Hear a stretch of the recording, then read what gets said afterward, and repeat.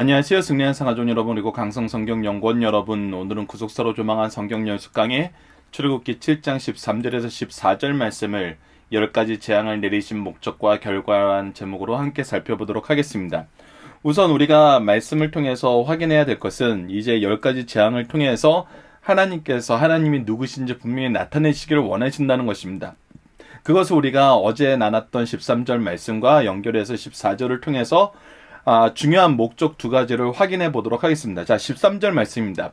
그러나 바로의 마음이 완악하여 그들의 말을 듣지 아니 여호와의 말씀과 같더라 라고 얘기하고 있고, 14절에서는 여호와께서 모세에게 이르시되 바로의 마음이 완강하여 백성 보내기를 거절하는도다 라고 얘기하고 있습니다. 즉 그의 바로의 마음이 완악함의 결과가 무엇이냐면 하나님의 말씀을 듣지 않는 것입니다. 바로의 마음이 완악하여 나타난 결과가 무엇이냐면 하나님의 뜻을 거역하는 것입니다.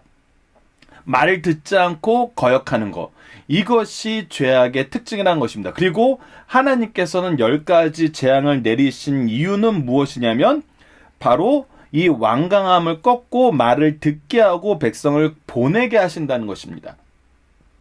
그리고 우리가 이미 알고 있다시피 이것은 결과로서 성취됩니다.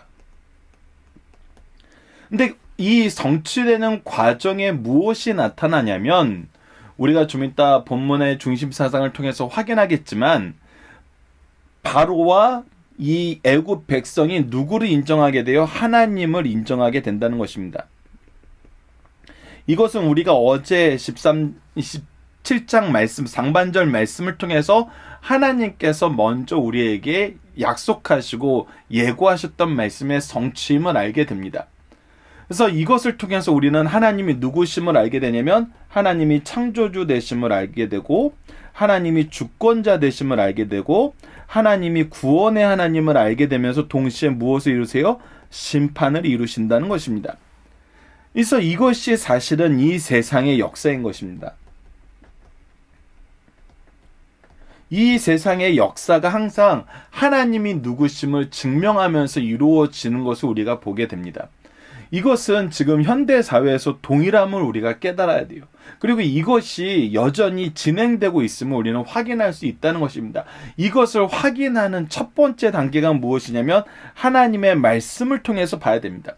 바로가 하나님의 말씀을 듣지 않고 그것을 거절했을 때에는 이것을 인정할 수 없었어요. 근데 하나님께서 어떻게 하세요? 이 말씀을 듣도록 재앙을 내리시죠. 그리고 바로가 그 말씀을 듣고 나서는 어떻게 할 수밖에 없었냐면 하나님의 뜻대로 할 수밖에 없었습니다. 이제 이 역사를 우리가 확인해 나가는 것입니다. 우리가 출애굽의 역사에서 하나님이 이 일을 어떻게 이루셨는지를 보고 지금 현재 삶에서도 이 세상 역사에서도 하나님이 창조되시고 주권자 되시고 구원과 심판을 이루시는 분이란 것을 우리로 하여금 확인하게 하시는데, 그 확인한 결과로 무엇이 이루어지냐면 하나님의 뜻이 이루어진다는 것입니다. 그래서 우리가 착각하게 되는 경우가 무엇이냐면 하나님의 말씀이 무엇이고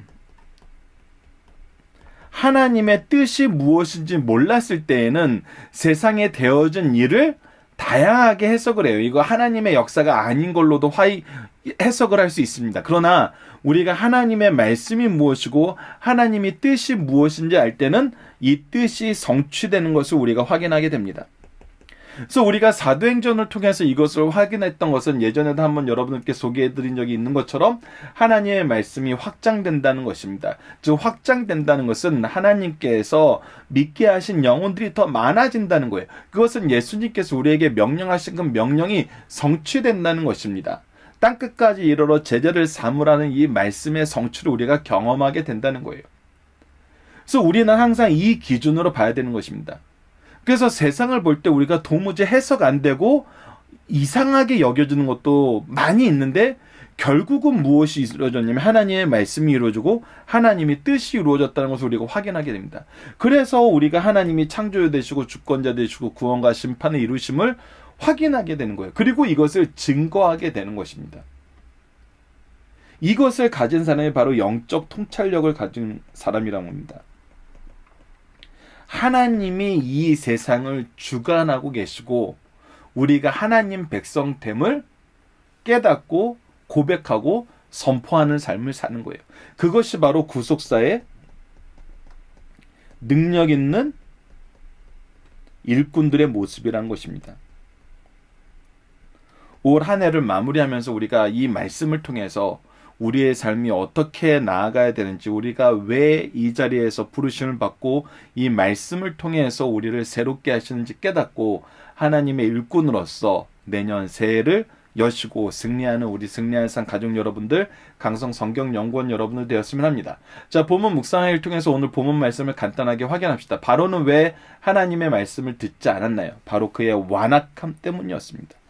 그의 완강하고 완악함이 하나님의 말씀을 듣지 않고 하나님의 뜻을 거절하는 삶을 살게 했어요.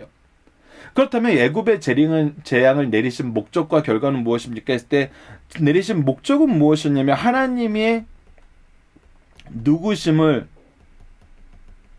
알게 함으로 하나님의 뜻을 따를 수밖에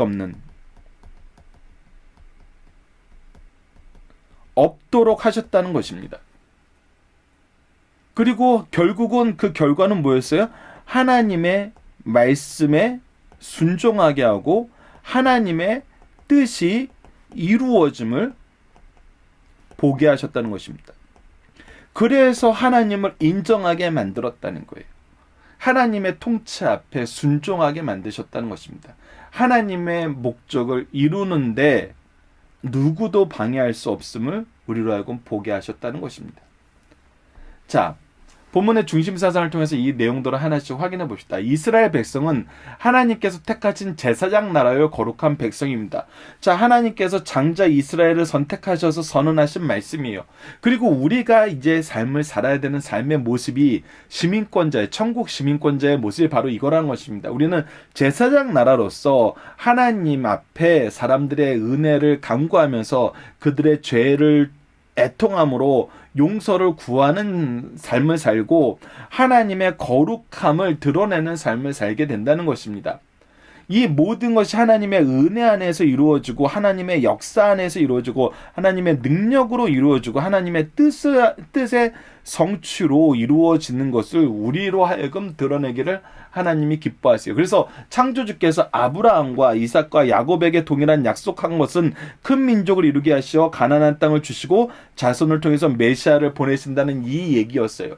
그래서 이것을 계속 주시고 이것을 이루실 수 있는 하나님임을 보여주기 위해서 이것을 이루실 수 있는 하나님의 본질적인 그 역사의 내용이 무엇이냐면 하나님의 창조와 부활이었어요. 그래서 아브라함에게 하나님의 창조의 되심과 부활의 하나님의 되심을 보게 하시기 위해서 이미 육체가 완전히 불가능한 상태에 있을 때 이삭을 주셨잖아요. 그래서 언약의 아들이라 그런 것입니다. 그리고 이 이삭과 야곱을 통해서 이 말씀을 계승해 나가고 하나님이 이 언약을 이루게 하시기 위해서 항상 동행하고 계심을 보게 하세요. 항상 동행하고 있음을 보여주시는 것이 바로 야곱과 이삭의 역사였어요. 그리고 그 안에서 요셉을 선택하셔서 하나님의 구원을 이루시는 언약을 이루시기 위해서 구원의 역사를 성취하시는 하나님을 보게 만들고 지금 또 모세를 통해서 그것을 이루시는 걸 우리에게 보게 만듭니다. 그래서 큰 민족을 이루게 하시는 약속은 아브라함에게 구체적으로 말씀하셨어요. 400년간 이방에게 계기되게 하시고 거기서 큰 민족을 이루게 하시고 약속의 땅으로 돌아오게 하신다고 약속했습니다. 이것이 창세기 15장에 나타났던 거예요. 이제 때가 차서 200만 정도의 민족을 이루었으니 애굽에서 나와서 약속의 땅으로 가야 한다는 것입니다. 하나님은 이 일을 모세와 여기서 이제 중요합니다. 아론을 통해서 바로에게 알려주셨어요. 하나님은 하나님의 뜻을 반드시 성취하십니다. 근데 누구를 통해서 이루시길 기뻐하세요? 하나님이 준비하신 하나님의 일꾼들을 통해서 이루는 걸 좋아하세요. 그래서 이 일꾼들을 통해서 하나님의 뜻을 이루시고 하나님의 말씀이 선포되고 하나님의 역사가 드러나기를 원하신다는 것입니다. 그래서 내 백성을 보내라. 그들이 나를 섬길 것이라 하시고 이제부터 내 백성은 제사장이 되어 나를 섬길 것이라고 말씀하셨어요. 자, 그러면서 이제 굉장히 놀라운 것이 무엇이냐면 여러분들 자주 말씀드린 거지만 사도행전 7장에서 스데반의 설교에 형들이 요셉을 시기했다는 걸 통해서 하나님의 계획이 하나님의 구속사의 능력 있는 일꾼을 통해서 이루어지는 그 하나님의 계획을 사람들이 어떻게 하는 걸 우리에게 보여주냐면 사람들이 때로는 거절하고 그것을 시기하고 미워하는 것을 보여줘요. 그런데도 불구하고 하나님께서 우리에게 무엇을 보여주세요? 이 일꾼들이 세워지는 것은 그들이 높아서 우리를 통치하고 다스리고 우리를 억압하고 우리를 재판하기 위해서 세운 것이 아니라 하나님의 은혜의 통로로서 그들을 세웠음을 보여주잖아요. 그래서 이스라엘의 구원을 경험하는 것, 하나님의 은혜를 경험하는 것이 바로 요셉과 모세를 통해서 이루어지는 걸 보게 돼요. 그래서 이스라엘 백성을 내 백성은 제사장이 되어 나를 섬길 것이라 라고 얘기했던 이 말씀을 들으면 우리가 이제 무엇을 깨달아야 되냐면 이스라엘 백성을 통해서 우리를 축복하시기 원하는 하나님의 계획을 볼 수 있어야 돼요. 그것이 하나님을 바로 알면 보게 되는 거예요. 근데 바로나 애굽은 어떻게 됐어요? 끝까지 이것을 보지 못했어요. 마찬가지로 우리도 지금 하나님에서 부르시는 제사장 나라와 거룩한 백성으로서 부르심을 받았습니다. 우리를 보는 사람들은 무엇을 봐야 되냐면 이제 이 사람들을 통해서 우리를 축복하시고 우리를 구원하시고자 하시는 하나님의 뜻과 하나님의 은혜와 복의 역사를 기대하면 돼요. 그러면 하나님이 이 사람들을 통해서 우리를 새롭게 하세요. 우리를 축복하세요. 은혜를 더하세요.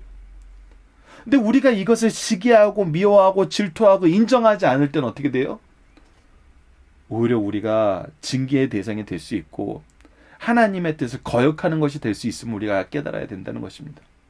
그래서 누군가 나를 위해서 준비된 하나님의 일꾼으로 왔을 때 우리는 그들을 섬길 수 있어야 돼요.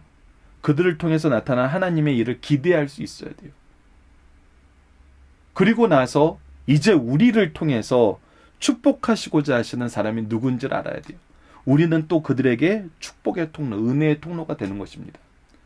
그래서 구속사에 능력 있는 일꾼들은 항상 계승되는 거예요. 그래서 우리에게 영생의 말씀을 주기 위해서 준비된 일꾼이 누구인지, 또 우리는 누구를 위한 준비된 하나님의 일꾼인지를 아는 것이 신앙생활에서는 굉장히 중요하다는 거. 그래서 영생의 말씀을 누구에게 배워서 누구에게 가르칠 것이라는 이 표가 얼마나 중요한지 아셔야 됩니다. 그래서 창조주의 통보를 받았다면 당연히 보낼 뿐 아니라 자기들도 지금까지 섬겼던 잡신을 버리고 하나님을 섬겨야 했어요. 그것이 바로 바로와 애굽이 했어야 되는 일입니다. 그러나 이러한 창조주 하나님의 명령을 받고도 하나님을 바르게 알지 못한 바로는 그 마음이 완악하여 하나님의 말씀을 듣지 않았어요. 이제부터 여호와께서 10가지 재앙을 내리신 목표는 하나님이 누구신가를 알리는 데 있고, 재앙을 통해서 여호와 하나님께서 우주와 인간의 주권자임을 알게 하세요. 주권자 되셨다는 건 뭐냐면 그 합당한 소유권을 가지고 계신다는 거예요. 근데 우주와 인간의 주권자의 합당한 소유권자는 누구예요? 그것을 창조하신 분이에요.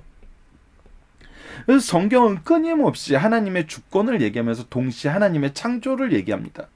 그리고 이 주권자의 능력을 얘기하면서 그 은혜로 우리가 구원받음을 얘기하고 있어요.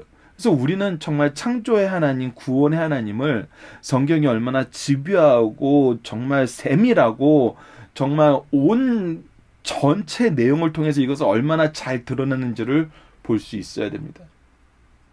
자, 이스라엘을 그래서 재앙의 배열을 살펴보면은 마지막 장자를 죽이는 10번째 재앙을 제외하고는 처음부터 9번째 재앙까지는 크게 3가지로 구분되는 것이 나타납니다. 그 3가지로 구분되는 기준이 무엇이냐면 여기 작게 적혀 있는데 10번째부터 첫 번째부터 3번째, 그리고 4번째부터 6번째, 7번째부터 9번째 이렇게 크게 나눠지는데 그 각각의 특징이 뭐냐면 첫 번째와 4번째와 7번째가 하나님께서 아침 시간에 나일강에 나가서 선포하라는 것으로 시작된다는 겁니다. 먼저 하나님의 말씀이 선포되고 그것의 반응에 의해서 하나님께서 다시 재교육을 시키는 것으로 나타난다는 거예요. 그래서 무엇을 알게 하냐면 하나님은 믿을 수밖에 없음을 하나님은 계속 보여주세요. 특히 그 내용에 우리가 이제 10가지 재앙의 분류를 앞으로 하나씩 자세히 살펴볼 거지만 그것이 무엇이냐면 피는 무엇을 피로 만드는 거면 나일강을 피로 만들었던 것이고 이 개구리라든지 이라든지 이 이는 또 땅의 티끌에서부터 나온 거예요. 그리고 파리라든지 가축이라든지 이것들은 지금 전부 무엇을 얘기하냐면 이 애굽 사람들이 신으로 섬겼던 그들의 신성을 가진 그런 상징적인 모습이에요. 그래서 나일강도 신으로 섬겼고 개두리도 신으로 섬겼고 땅도 신으로 섬겼고 파리도 신으로 섬겼고 가축도 신으로 섬겼어요. 근데 하나님께서 이것들을 어떻게 하신 거예요? 전부 치시는 거예요. 너희들이 신으로 섬겼던 것은 무엇이라는 걸 보여줘요. 가짜라는 걸 보여줘요. 오직 누구만 참신이라는 거예요. 하나님만이 참신이라는 거예요. 그러면서 우리가 또 자세히 봐야 되는 것 중에 하나가 무엇이냐면 하나님께서 이 신들을 다 징계하시고 나서 무엇으로 이제 나타나시냐면 이 6번째부터는 악성 종기로 나타나는데 이 악성 종기서부터는 어떻게 되냐면 인간이 직접 신체적인 제재를 받는 것으로 나타납니다. 그 전 부분은 다 외적인 거예요. 외적인 제재였어요.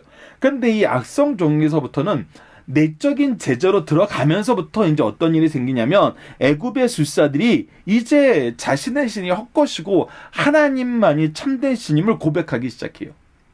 그러면서 우리가 또 중요히 봐야 되는 건 4번째부터인데 하나님께서 이 1번째부터 3번째 재앙은 고센 땅을 구분하지 않고 이스라엘 백성들도 경험하게 하세요. 그래서 이스라엘 백성이 하나님이 신원해 주기를 원합니다라고 얘기했던 바로와 아론을 공격하면서 했던 얘기 안에서 하나님의 뜻이 무엇이고 하나님을 너희들이 어떻게 생각해야 되는지 이스라엘 민족도 깨닫게 하신 다음에 이제 오히려 4번째에서는 이 고센 땅을 구분하심으로써 이 애굽의 신은 잘못되고 아무런 능력이 없고 오직 여호와 하나님만이 참된 신임을 드러내십니다. 자, 이때부터 굉장히 재밌는 거예요. 우리가 죄가 있을 때는 하나님께서 우리를 깨닫게 하시기 위해서 말씀과 권면과 징계로 우리를 대하세요. 그런데 그 다음부터 우리가 하나님 말씀을 듣기를 기뻐하는 삶을 살면은 항상 고센 땅을 구별하셨던 것처럼 마지막에 애굽의 사망에 이르는 이 내용까지 보면 뭐예요? 하나님의 말씀을 인정하고 그것을 따르는 자는 그 하나님과 함께하는 것을 즐거워하는 사람은 오히려 구원을 경험하고 이것을 싫어하는 사람은 하나님의 징계 안에서 심판을 경험해요. 그래서 구원과 심판이 드러남으로써 오직 하나님만이 창조주 되시고 참된 주권자 되시고 구원과 심판을 이루시는 것을 이 10가지 재앙을 통해서 우리에게 일목요연하게 보여주신다는 것입니다. 이제 이것을 우리가 한 개 혹은 하나 두 개씩 확인하면서 앞으로 새해를 시작할 때인데 여러분들 다시 한번 기억하십시오. 하나님이 우리에게 끊임없이 보여주는 것은 하나님은 창조의 하나님이고 주권자 되시고 구원과 심판을 이루신다는 걸 보여줍니다. 그래서 우리가 하나님께 순종하는 것을 즐거워할 때 구원을 통해서 하나님께 영광 돌리는 하나님의 영광을 반사함으로써 영광 돌리는 삶을 살고 우리가 그것을 거절했을 때 완악한 마음속에 살 때 오히려 심판을 받아서 하나님의 공의를 나타내므로 하나님께 영광 돌리는 삶을 산다는 것. 결국은 누구의 영광만이 드러나요? 하나님의 영광만이 드러나는 것이 이 창조 세계의 질서의 결과예요. 여러분들 이것을 놓치시면 안 됩니다. 우리가 소요리 문단 1번을 하면서도 자주 설명드렸던 거지만 하나님께 충성하는 사람만 하나님께 영광 돌리는 것이 아니라 사람은 하나님께 영광 돌리는 존재로 창조되었기 때문에 이 창조의 원래 목적에서 벗어날 수 없어요. 모든 인생은 여기서 벗어날 수 없어요. 하나님은 이것을 어떻게 드러나게 하셨냐면 하나님의 뜻을 즐거워하는 자들은 하나님의 영광을 드러냄으로써 하나님의 은혜를 받고 하나님의 영광에 동참하고 하나님의 영광을 반사하게 함으로써 하나님께 영광 돌리게 하시고 이것을 싫어하고 거절하는 자들은 하나님의 심판을 통해서 하나님의 공의가 드러남으로 하나님을 인정하게 만든다는 것입니다. 여러분들 이것이 10가지 재앙을 통해서 출애굽 때 애굽과 이스라엘에 나타났던 모습이에요. 이것이 세상과 미래의 하나님의 심판이 일어났을 때 구원의 역사가 일어날 때 나타나는 교회와 세상의 모습입니다. 이것을 우리가 기억하면서 이것을 또 바로 적용하길 기도하면서 앞으로의 말씀을 준비해 봅시다. 자, 본문의 중심 사상입니다. 하나님께서 선한 일을 명령하실 때 거부하면 징벌로 그 일을 하게 하신다는 것입니다. 애굽은 요셉을 중심으로 하나님의 선민으로부터 은혜를 입은 나라였어요. 구원의 정말 가장 큰 혜택을 받은 나라였어요. 그리고 이스라엘은 애굽의 변방 고센 지방에서 하나님의 언약대로 큰 민족을 이루었어요. 하나님이 선택하신 장자들이었어요. 하나님께서 왜 이스라엘 백성이 애굽 땅을 떠나야 하는지 모세를 통해서 바로에게 잘 알려주었습니다. 순종하였으면 바로와 애굽은 큰 축복을 받았을 것이에요. 요셉을 통해 축복을 받은 것처럼 그렇게 됐을 겁니다. 그러나 바로가 완악하여 이를 거부함으로 하나님께서는 애굽을 징벌하셔 이스라엘 민족을 출애굽하게 하십니다. 하나님의 말씀, 뜻이 확실할 때 순종은 축복이요 거부는 징벌임을 우리에게 분명히 가르쳐 줍니다. 두 번째, 하나님께서 대적자들을 징계하실 때 지금까지 축복과 행복의 원천을 저주와 불행의 요인으로 바꿔버렸습니다. 하나님의 명령을 거역하는 바로와 애굽인들은 지금까지 신처럼 섬기고 가장 좋아했던 나일강이 가장 해로운 곳이 되었어요. 생명을 주던 것이 사망을 주는 곳이 되었습니다. 행복의 원천이 저주의 원천이 되었고 가장 유익하던 것이 가장 손해를 주는 원인이 되었어요. 하나님께서 완전히 바꿔버리셨어요. 하나님께서는 악을 행하는 자의 삶을 얼마나 쉽고 간단하게 바꿀 수 있는지 분명히 보여줍니다. 이래서 하나님의 통치와 하나님의 뜻 앞에 우리가 무릎 꿇을 수밖에 없는 거예요. 세 번째, 하나님께서 징벌을 시작하시면 그 효력은 광범위하며 특별히 사악한 군주에게 유효함을 보여줍니다. 하나님께서 죄악을 심판하실 때 그 효력이 미치지 않는 곳이 없어요. 하나님의 공의로운 진노의 눈을 피할 길이 없다는 것입니다. 큰 나일강뿐 아니라 어느 은밀한 곳에 작은 그릇에 담긴 물들까지도 모두 피가 되는 것을 우리가 다음 시간 말씀에서 확인하게 될 것입니다. 특별히 매 재앙을 주실 때마다 그 재앙의 중심에는 바로가 있었습니다. 피재앙부터 시작하여 장자를 죽이는 재앙까지 바로가 전면에서 재앙을 받게 됨을 가르쳐 줌으로써 하나님의 징벌에서 예외적인 조항은 예외가 될 수 있는 권세를 가진 자들은 아무도 없다는 것을 우리에게 가르쳐 줍니다. 자, 본문 다이제입니다. 바로의 강박함을 보면서 우리가 받을 교훈은 무엇입니까? 하나님께서 바로의 강박함을 통해서 무엇을 드러내냐면 오히려 하나님의 능력과 하나님의 존재의 확실성을 더 드러냅니다. 여러분들 이것을 잘 알아야 돼요. 세상이 강박하면 강박할수록 무엇이 드러나냐면 하나님의 통치가 더 분명하고 선명하게 드러나고 하나님을 인정하는 것이 더 분명하고 선명하게 된다는 것입니다. 그러니까 우리는 선택하는 두 가지 길을 가지고 있는 거예요. 하나님을 인정하고 그와 함께함을 즐거워함으로써 그의 영광을 더 선명하게 드러낼 것인지 아니면 강팍하고 완강하고 거절함으로써 심판을 받아서 분명하게 드러낼 것인지. 동일한 것은 분명하게 드러난다는 거예요. 누가? 하나님이.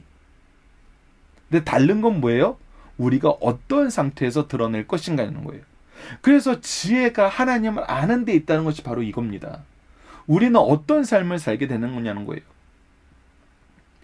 그리고 이제 이 말씀을 드리고 여러분들 우리가 주의해야 되는 것이 이제 혼합주의인데, 혼합주의는 뭐냐면 하나님은 분명히 얘기하셨어요. 순종하는 자는 즐거워함으로 하나님의 영광에 동참하고 이것을 반사해서 하나님의 일꾼으로 이것을 세상에 보냅니다. 이것이 바로 빛과 소금의 사명이거든요. 근데 거절하는 자들은 어떻게 돼요? 완강하고 완악하여서 하나님의 심판의 대상이 되므로 하나님의 공의가 드러납니다.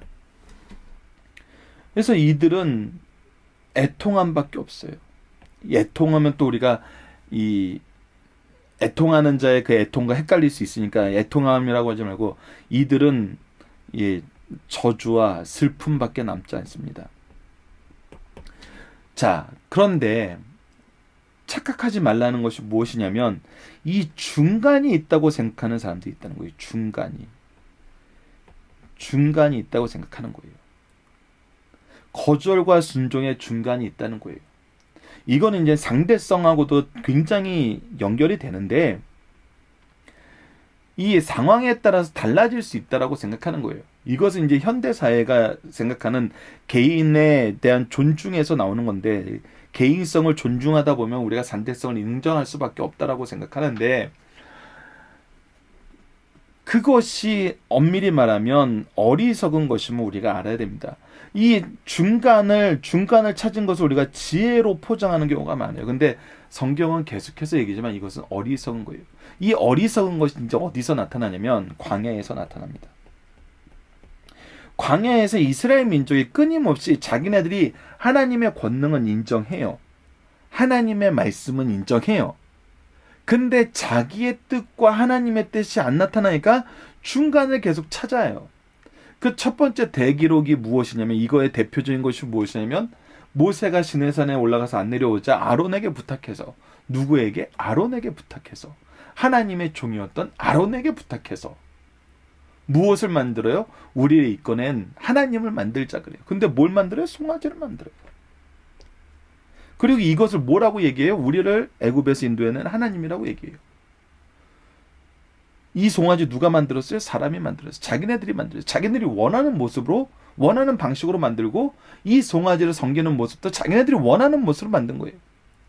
근데 그것이 중간에 지혜로운 생각이라고 생각하는 거예요. 근데 이거는 뭐예요? 자기의 뜻이에요. 하나님의 뜻이 하나도 없는 거예요. 오히려 십계명을 통해서 드러나잖아요. 이거 하지 말아야 되는 일이었어요. 그래서 이 중간이 있다라고 생각하는 거, 이거 결코 지혜가 될 수 없습니다. 이 또한 강팍함의 또 다른 모습입니다. 오직 순종만 있음을 우리가 기억해야 됩니다. 자, 성경이 가르쳐주는 하나님의 통치의 질서는 무엇입니까? 하나님이 만드셨다는 거예요. 하나님이 다스리신다는 거예요. 그리고 모든 것은 하나님의 영광을 위해서 있고, 이것은 두 가지가 있어요. 순종함으로 구원받은의 영광이 있는가 하면은 거역함으로 심판의 영광에 들어가요. 심판받음으로 하나님의 공의를 드러내는 영광을 드러낸다는 것입니다. 그래서 여기서 벗어나는 경우가 없다는 것을 우리가 알아야 돼요. 여러분, 이 세상에 보십시오. 이 세상에서 이 경우에서 벗어나는 경우가 있는가? 즉, 다시 한번 이 경우에서 벗어나는 경우가 없다는 것은 무엇이냐면, 하나님의 뜻과 하나님의 통치 안에서 벗어난 것이 없다라는 걸 얘기하게 돼요. 그래서 성경에 가르쳐주는 하나님의 통치의 질서는, 하나님의 뜻에 순종하면 구원과 그 영광에 동참하게 되는 것이고, 거절하면 심판을 통해서 하나님의 공의를 드러낼 뿐이라는 것입니다.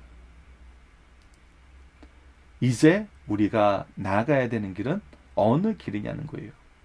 무엇이 지혜로운 선택이고 무엇이 참된 삶임을 성경은 우리에게 지속해서 가르쳐 줍니다. 그리고 이것을 확인하게 합니다. 그리고 이 안에서 우리가 이것을 경험하고 인정하게 만드세요. 그것이 하나님의 통치를 통해서 우리에게서 드러나는 것임을 우리가 기억해야 됩니다.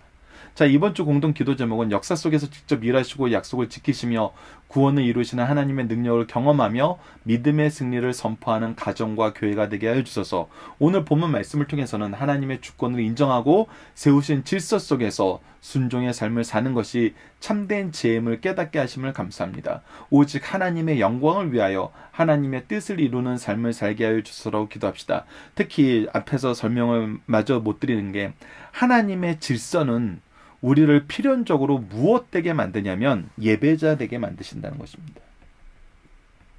하나님께 영광 돌린다는 것은 우리가 예배자로서 서게 만드신다는 거예요. 예배자가 되게 하시도록 제사장을 세우셨고, 왕을 세우셨고, 선지자를 세우셨어요. 그래서 우리가 왕 같은 제사장, 하나님의 말씀을 전하는 선지자의 삶을 살게 하시잖아요. 필연적으로 우리는 예배자로 부르셔서 예배 안에서 직분자가 되게 하시고, 직분자로서 다시 예배자를 초대하는 일을 하게 하세요. 그래서 이 모든 것이 이루어지는 중심이 어디예요? 교회예요. 그래서 구약의 성막과 성전이 중심이 될 수밖에 없었던 것은 하나님께서 우리와의 교제의 모습으로 이 예배자의 모습을 세우셨기 때문입니다. 이것이 하나님의 질서예요. 그래서 하나님의 질서는 필연적으로 우리가 예배자가 되게 하시고, 교회와 가정, 하나님이 세우신 신적 기관을 중심으로 우리가 선지자, 제사장, 왕의 사명을 감당하게 하는 데 있다는 것입니다. 그리고 이것을 우리가 창조 때 이미 부여받은 직분인데, 죄로 인해서 무너졌던 거, 우리가 잃었던 이 능력을 누구를 통해서 회복시키냐면 예수 그리스도를 통해서 회복시키신다는 것이 바로 성경의 핵심 가르침입니다. 그래서 하나님의 뜻 안에서 우리는 승리하게 되는 거예요. 다시 이 모습을 회복하게 되는 겁니다. 이 내용을 가지고 우리가 기도하면서 우리가 지금 받은 직분, 무엇을 위해서 받은 것이고 우리가 무엇에 순종해야 되는지 다시 한번 돌아보고 내년 한 해를 또 하나님의 뜻 안에서 하나님과 동행함으로 그의 뜻에 순종함으로 승리하는 우리 승리한사 가족 여러분들, 강성성경연구원 여러분들 되길 기도합니다. 감사합니다.